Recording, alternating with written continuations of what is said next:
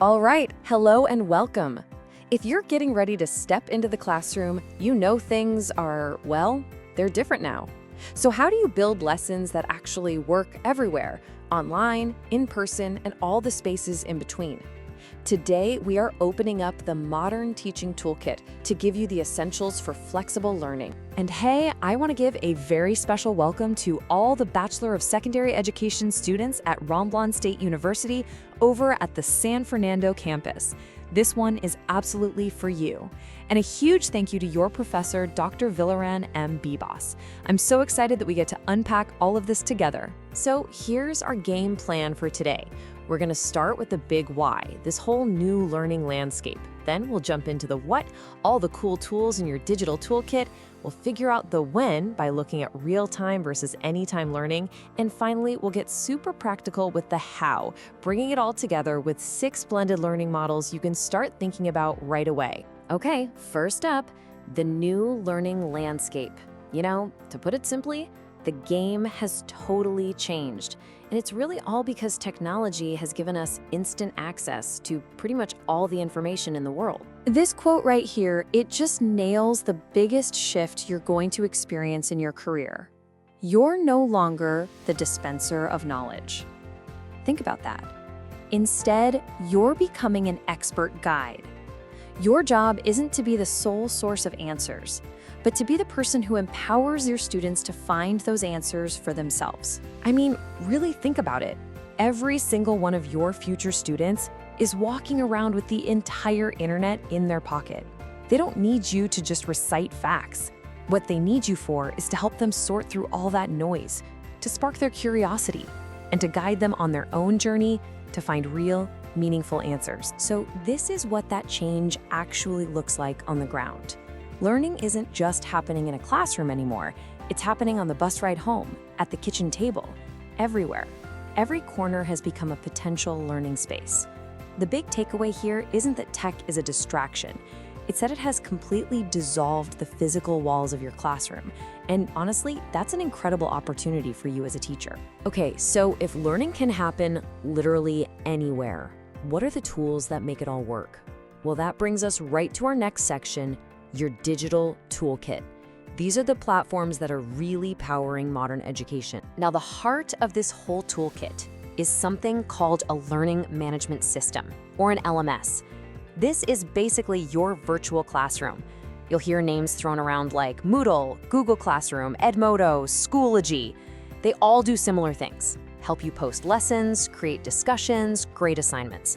The trick is finding the right one for you.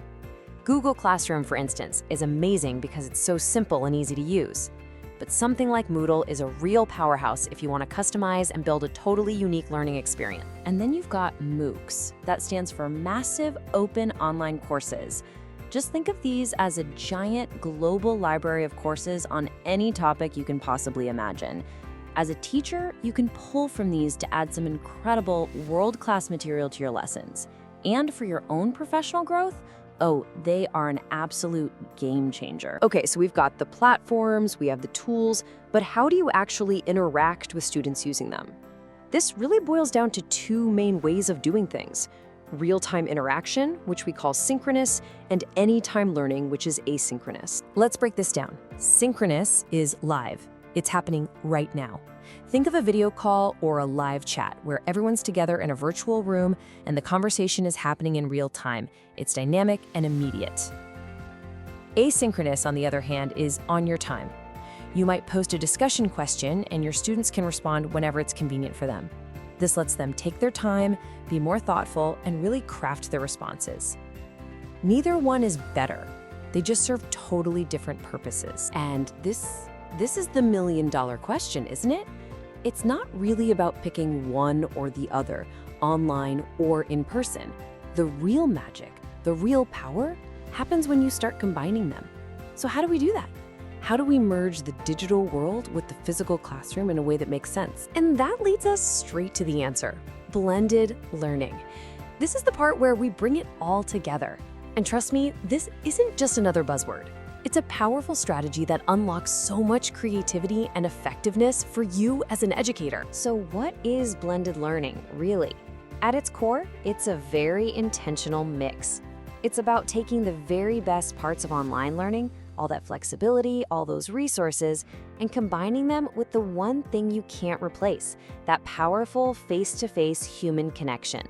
It's designing a learning experience that uses both of these worlds for what they do best. Okay, so what does this actually look like in a real classroom?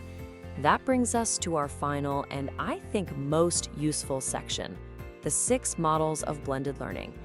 I want you to think of this as your practical guide, a menu of different options you can use to structure your teaching. All right, let's go through this menu because this is where it gets really practical. First up, you've got the face-to-face driver. This is probably what you're most familiar with. The teacher leads the class in person, but uses technology to enhance the lesson, maybe for some online review games or digital homework submissions. Next is the rotation model. Picture this. Students literally rotate through different stations. One station could be independent online learning, another could be a group project, and the third station is small group time directly with you. It's amazing for meeting different students' needs. Then there's the flex model. This one kind of flips the script. Most of the learning happens online, at the student's own pace. You, the teacher, are there as a facilitator, pulling students for one-on-one help when they need it. It's super personalized. The online lab model is pretty straightforward. Students take an entire course online, but they do it in a physical computer lab at school. This gives them structure and ensures everyone has the tech they need.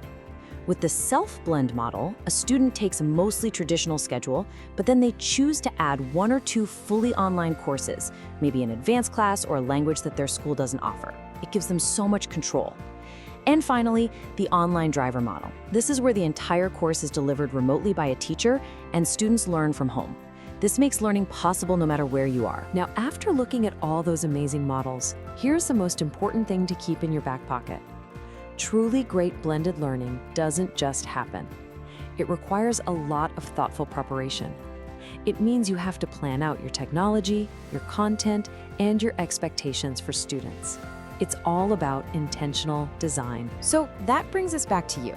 As you start to picture yourself in your own future classroom, which one of these models gets you excited? Which one sparks an idea? There's no single right answer. The best one is the one that's going to serve your students and your community in the best way possible. Your toolkit is officially open. And that's a wrap on this explainer. To all of you at Romblon State University, I really hope this was helpful as you continue on your journey to becoming truly fantastic educators. To keep this conversation going, please head over to your class YouTube channel. It's called No Problem, Only Solution. Go ahead and subscribe, give this a like, and leave a comment with your biggest takeaway from today. Thanks so much for watching.